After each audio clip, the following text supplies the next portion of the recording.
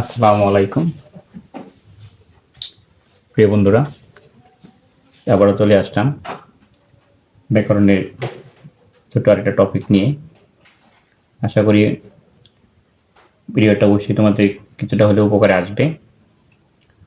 তো যাদের সংস্পর্শে ছোট ভাই বা বোনেরা আছে তাদের কাছে হয়তো ভিডিওটা শেয়ার করে দিলে তাদের অল্প কিছু হলেও উপকারে আসবে।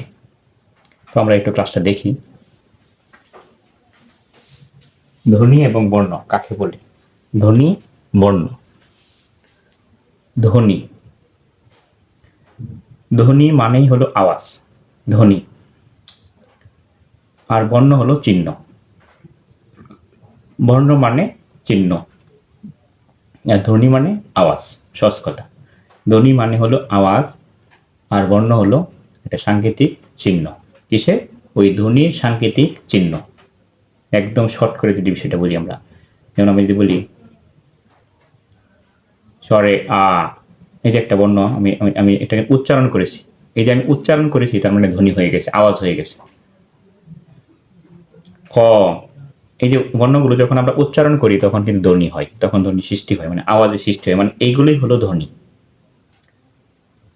স্বরে অ, স্বরে আ, হ্রস্ব ই, এই যে আমি উচ্চারণ করেছি তখন কিন্তু এক একটা আওয়াজ হচ্ছে, আর এক একটা আওয়াজই হলো এক একটা ধ্বনি।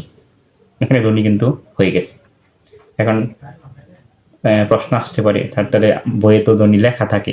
হ্যাঁ, লেখা থাকে যে ধ্বনি তো লেখা থাকে। যদি লেখা, যেমন পরীক্ষায় তোমাকে যখন বলা হবে যে 7টি মৌলিক ধ্বনি লিখো, তখন কিন্তু লিখতে বলা হয়েছে যে তার মানে এগুলো বন্ধ হয়ে গেছে না। কারণ তখন যদি তুমি সেগুলো লিখে রেখে না আসো, তখন স্যার যখন খাতা দেখবে তখন তো তুমি গিয়ে বলে আসবা না যে আমি এখন আওয়াজ করে বলে দিই। তার মানে ওইটা বিষয়টা এরকমই যে ওই ধ্বনিগুলো মানে আওয়াজ, ওগুলো লেখা না। যখন ওই ধ্বনিগুলো আমি লিখে ফেলবো তখন সেটা বর্ণ হয়ে যাবে। মানে ধ্বনির লিখিত যে রূপটা আছে সেটা হলো বর্ণ। আমি বলেছি স্বরে অ, এটা এটা ধ্বনি হয়ে গেছে। এখন দেখো, আমি এই পাশে ধ্বনি লিখেছি, এই পাশে বর্ণ লিখেছি, এই উচ্চারণ করলাম স্বরে অ, এটা কিন্তু এই পাশে কাজ হয়ে গেছে। আর যখন লিখবো স্বরে ও, এটা কিন্তু এই পাশে বর্ণ হলো। তাহলে এটা হলো বর্ণ। আর এই যে বললাম স্বরে অ, এটা কিন্তু ধ্বনি হয়ে গেছে। স্বরে আ, স্বরে উচ্চারণ করেছি, এই পাশের কাজ হয়েছে। আর যখন লিখবো তখন এটা এই পাশের কাজ হবে। আশা করি সেটা বুঝতে পেরেছো যে যখন আমরা এই ধ্বনিটা যখন আমরা একটা সাংকেতিক রূপ দিব, একটা চিহ্ন আকারে প্রকাশ করব, তখন সেটা বর্ণ হবে। আর যখন উচ্চারণ করব তখন সেটা ধ্বনি। কিন্তু উচ্চারণ করলেই হবে না, উচ্চারণ কিন্তু করলেই হবে না, সেটা অর্থবোধক হতে হবে। সেটা কি হতে হবে? অর্থবোধক। যে বাকযন্ত্রের সাহায্যে উচ্চারিত। আমি যে বাকযন্ত্র, আমরা অবশ্যই বাকযন্ত্র জানি যে এখানে আমরা যে প্রত্যঙ্গগুলো আছে, জিহ্বা, মুখ গহ্বর, দন্ত, তালু, গলনালী, ফুসফুস, এই সবগুলি হলো বাকযন্ত্র। এই বাকযন্ত্রের সাহায্যে উচ্চারিত অর্থবোধক আওয়াজটা কি হতে হবে? অর্থবোধক। এই দেখো একটা আওয়াজ হবে এবং সেটা অর্থবোধক হতে হবে। অর্থবোধক যে আওয়াজটা হবে, অর্থবোধক যে আওয়াজটা হবে তাকে আমরা ধ্বনি বলবো। অর্থবোধক যে আওয়াজটা হবে, যে অর্থবোধক আওয়াজকে আমরা ধ্বনি বলবো। বাকযন্ত্রের সাহায্যে উচ্চারিত অর্থবোধক আওয়াজকে ধ্বনি বলবো, বাকযন্ত্রের সাহায্যে। আমি একটু কি করি, আমি এই যে বোর্ডে যদি আমি একটা শব্দ করি, এখানে কিন্তু আওয়াজ হয়েছে, তার মানে এটা কিন্তু ধ্বনি না, কারণ এটা তো বাকযন্ত্র করে নাই। শর্তটা একটু ভালো করে বুঝো যে এখানে যে আওয়াজটা হয়েছে এটা কি বাকযন্ত্র করেছে? এটা বাকযন্ত্র করে নাই, তার মানে এটা কি? এটা ধ্বনি না। এটাও কিন্তু আওয়াজ, এটাও আওয়াজ, কিন্তু এই আওয়াজটা ধ্বনি না। কেন না? কারণ এটা বাকযন্ত্র করে নাই।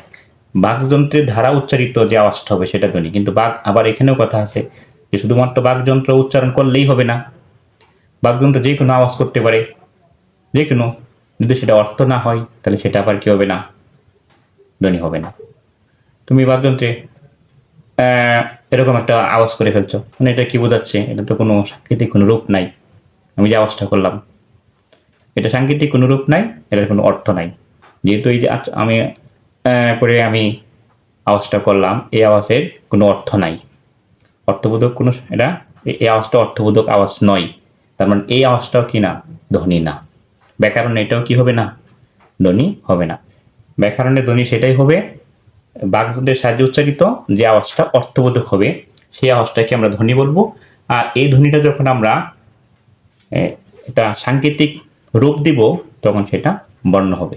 আশা করি সেটা বুঝতে পেরেছো যে বাকযন্ত্রের সাহায্যে উচ্চারিত অর্থবোধক আওয়াজটাকে আমরা ধ্বনি বলবো, অর্থবোধক আওয়াজটাকে আমরা ধ্বনি বলবো। আর সেই আওয়াজটা যখন আমরা লিখে প্রকাশ করব তখন সেই লিখিত রূপটা হবে বর্ণ। আশা করি অবশ্যই বুঝতে পেরেছো সবাই যে বাকযন্ত্রের সাহায্যে উচ্চারিত অর্থবোধক যে আওয়াজটা হবে সেই আওয়াজটা ধ্বনি, আর সেই আওয়াজটা যখন আমরা লিখিত আকারে আমরা প্রকাশ করব, সাংকেতিক একটা রূপ দিব, তখন সেটা হবে বর্ণ। ধন্যবাদ সবাইকে। ক্লাসে যদি উপকারে আসে সবার কাছে আমার এটাই কথা থাকবে, একটু আমার এই পেজটা একটু ফলো দিয়ে শেয়ার দিয়ে ভিডিওটা অন্যদের কাছে পৌঁছে দেওয়ার একটু চেষ্টা করলে ভালো হয়। ধন্যবাদ সবাইকে। আসসালামু আলাইকুম।